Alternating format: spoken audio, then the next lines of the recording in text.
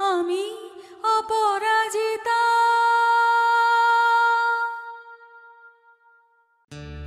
মানুষটারে আর কতকাল অপেক্ষা করে রাখবো তুমি?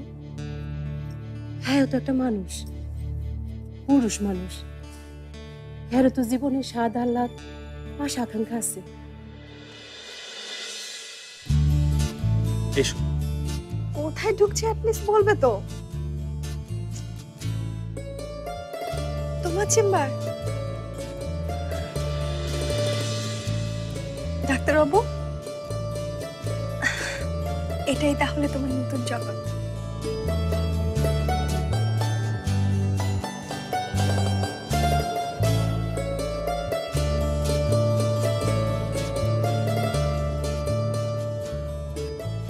বসো, এখানে বসো।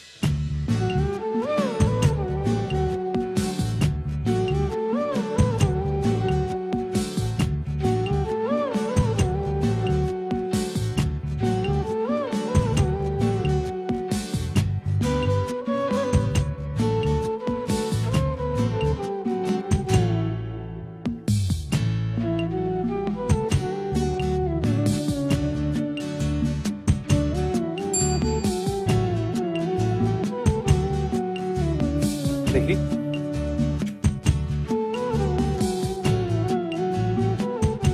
কি হলো? আমি কি তোমার পেশেন্ট নাকি?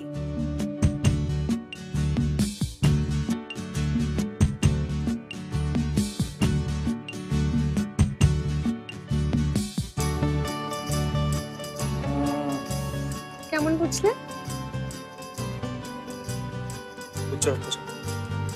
তাই? কি ব্যাপার, উঠলে কেন? আরে সবকিছু কমপ্লিট করিনি তো। জোর করে পেশেন্ট বানাবে নাকি? এরকম কপাল কি আমার প্রতিদিন হয়? কেমন কপাল? এই যে এরকম তরুণী সুন্দরী পেশেন্ট, আর রোজ রোজ তো আর এরকম সুন্দরী পেশেন্ট আমার ভাগ্যে জোটে না। আমার ভাগ্যে সব প্লাস।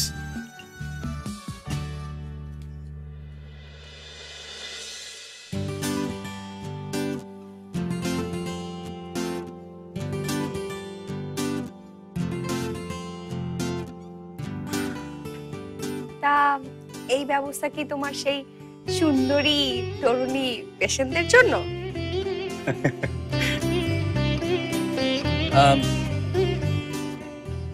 স্পেশাল কিছু তো একটা রাখতেই হয়। এখনই ভালো বুঝতে পারছি এই নতুন ডাক্তারের কপালে খারাপ চরিত্রের জন্য পাড়া ছেলেদের হাতে মার খাওয়া নিশ্চিত।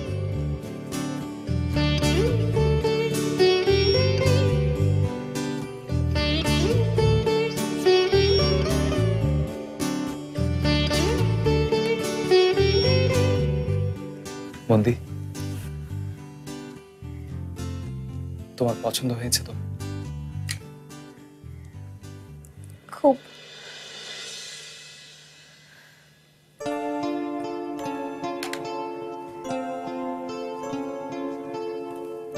এই সাজানো, এই সবকিছু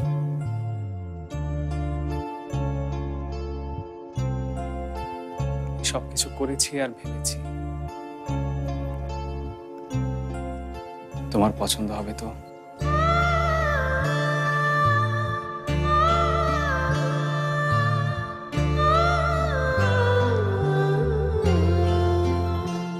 বারবার মনে হয়েছে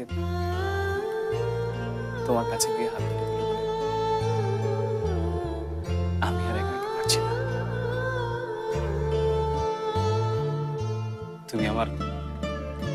তুমি আমার সবকিছু সাজিয়ে দিয়ে যাও। তারপর আবার ভেবেছি না,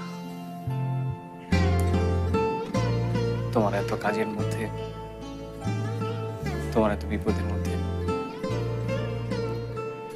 তোমাকে ডেকে এনে আলাদাভাবে আমার ঝামেলা করতে পারে।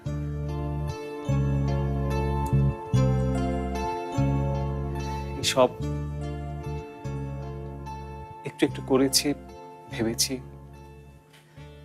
আর মনকে জিজ্ঞেস করেছি যদি মন যদি এই পর্দাটা কিনতো, তাহলে কি এই রংটা কিনতো?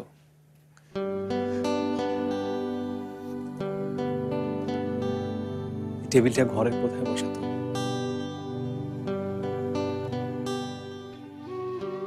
ও যদি সাজাতো, তাহলে দেয়ালে কি পেন্টিং দিত?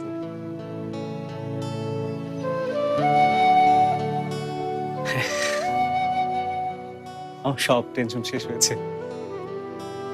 তুমি পছন্দ করেছো।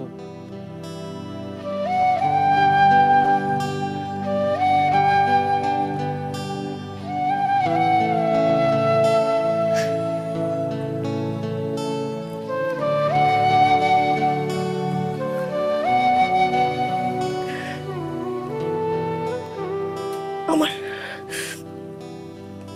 আমার পছন্দের জন্য এতটা ভেবেছো? ভেবেছি।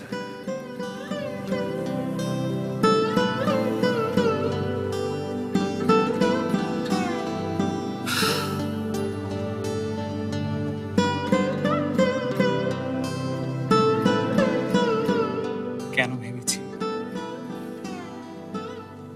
সেটাও তুমি জানো।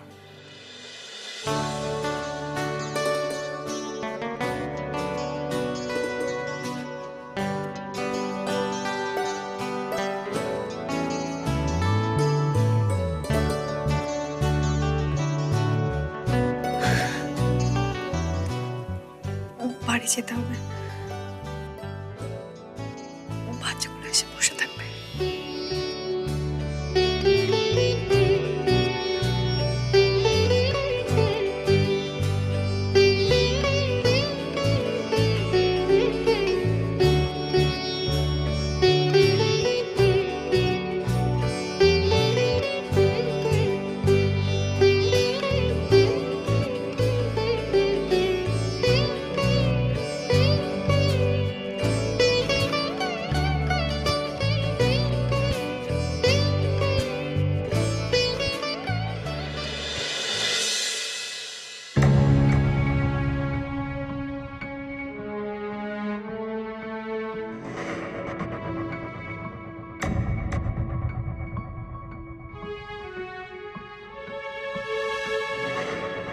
আরো 50 টাকা লাগবে।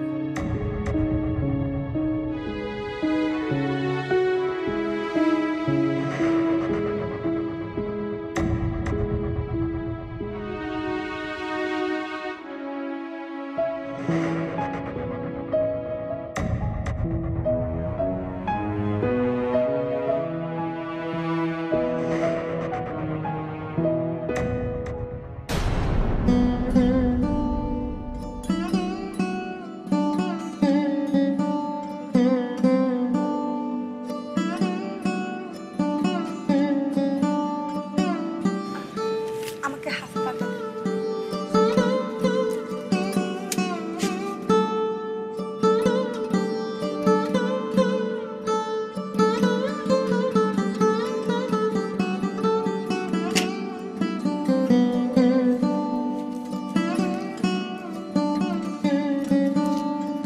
এই নিন।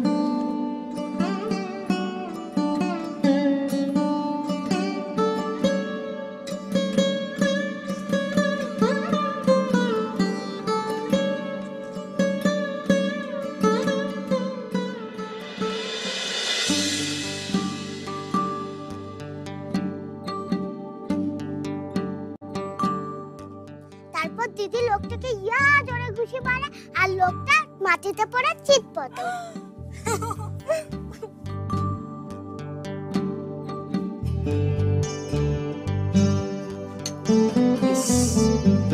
তুমি অনেকক্ষণ এসে একা একা বসে আছো না? না না, আমার এই ছোট্ট ছোট্ট ননদেরা আমাকে কি কখনো একা একা অনুভব করতে দেয়? আর তোর বীরত্বের গল্পই তো এখনো শোনা শেষ হলো না। ও, এই গল্প এখনো চলছে? তোমার চলবে না? যা একটা ঘটনা ঘটিয়েছিস তুই।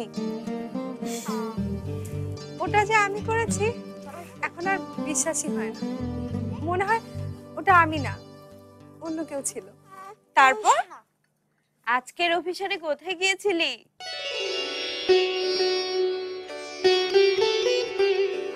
ইন্দিরা গ্লাসটা না না চল।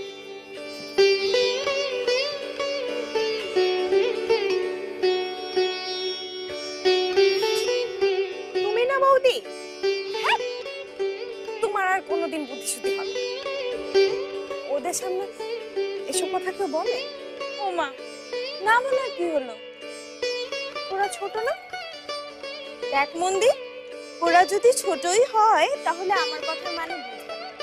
আর যদি বুঝেই থাকে ধরে নিতে হবে ওরা এখন আর ছোট নেই, এসব ওরা জানবে। ভুল হয়েছে, ক্ষমা করে দাও। তোমার সাথে আর আমি কথাই পারবো না। এর চেয়ে নিচে যাও, রান্না বসাতে হবে। তোমাকে তো আর আমি খালি মুখে যেতে দিতে পারি না। আরে না না, তোর দাদা আসবে কিছুক্ষণের মধ্যেই। ও, তাহলে দুজনে খেয়ে যাবে? বেশি কিছু কিন্তু করতে পারবো না। এই ভাতটা রুটি আর ডাল তরকারি। সেসব না হয় আরেকদিন হবে, এখন চল তোর সাথে নিচে যাই। দাও, ওকে আমার কাছে দাও। না না, আমার কাছে থাক, আমার এই ছোট্ট ননদ। চলো, চলো।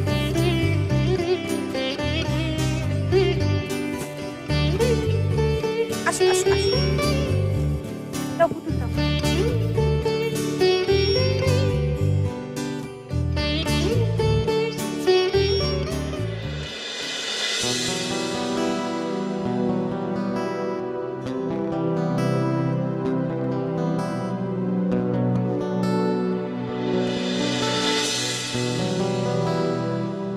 আরো 50 টাকা লাগবে।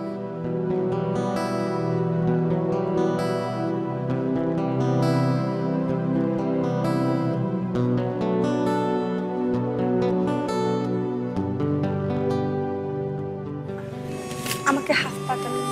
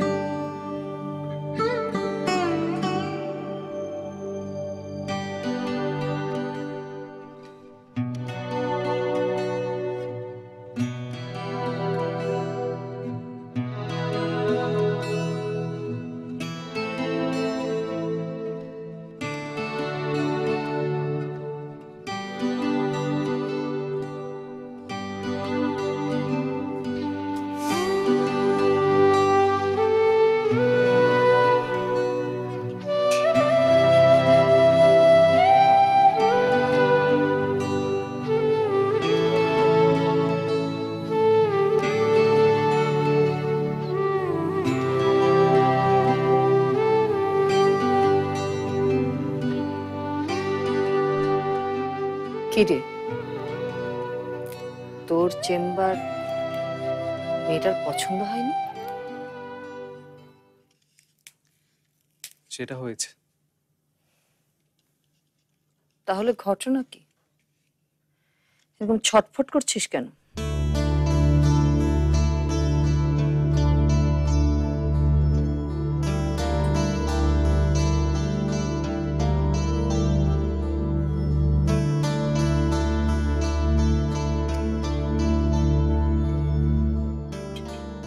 আচ্ছা মা,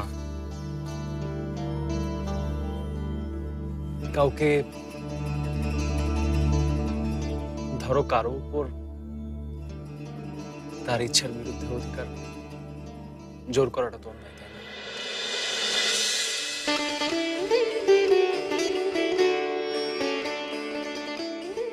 না, সব সময় অন্যায় না।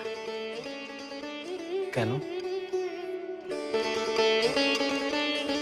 ধর, একটা বাচ্চা ছিল, যদি স্নান করতে না চায় তাকে জোর করে স্নান করানোতে অন্যায়টা কোথায়?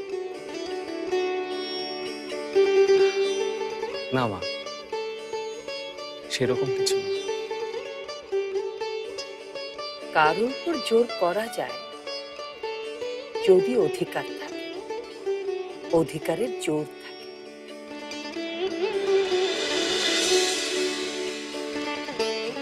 অধিকারের জোর থাকলে জোর করা যায়,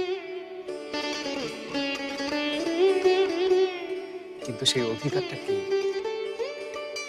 আর সেটা তার উপর আছে কিনা বুঝবো না কেমন করে?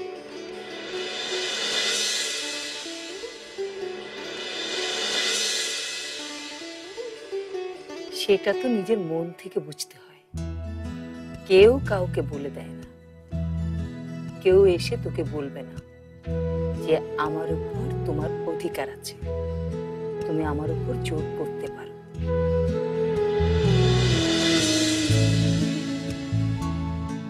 তোর নিজের মনই তোকে বলে দেবে তুই জোর করতে পারিস কিনা। আর যদি জোর করলে কারো ভালো হয় তবে কেন করবি না?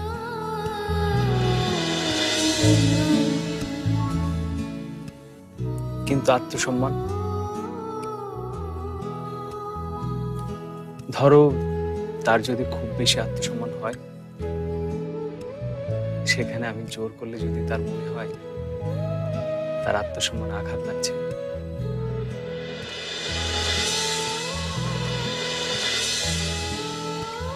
তাহলে বলবো দোষটা তোরই। তুই এখনো সেই জোরের জায়গাটা খুঁজে বের করতে পারিসনি।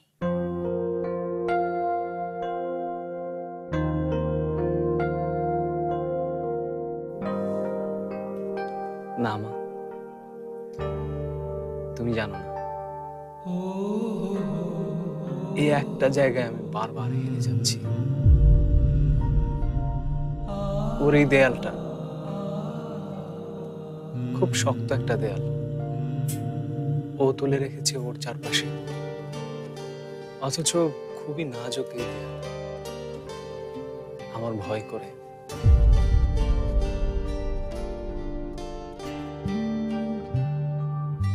কিসের ভয়?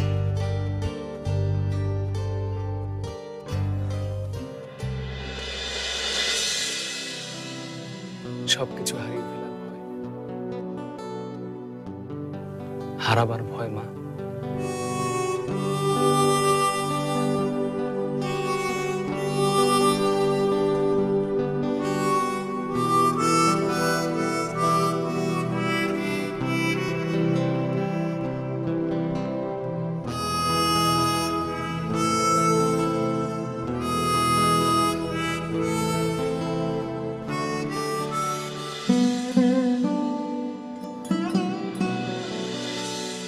সে ডাক্তার, রোগী দেখতে এ বাড়িতে আসে, তাকে নিয়ে বাড়াবাড়ি কিসের? ওই আচ্ছা, তোমার মার সাথে আমার কটা কথা ছিল। ও হ্যাঁ, সেটা না হয় বলবে। আগে ভেতরে আসুন, ভেতরে এসে বসুন। আসুন।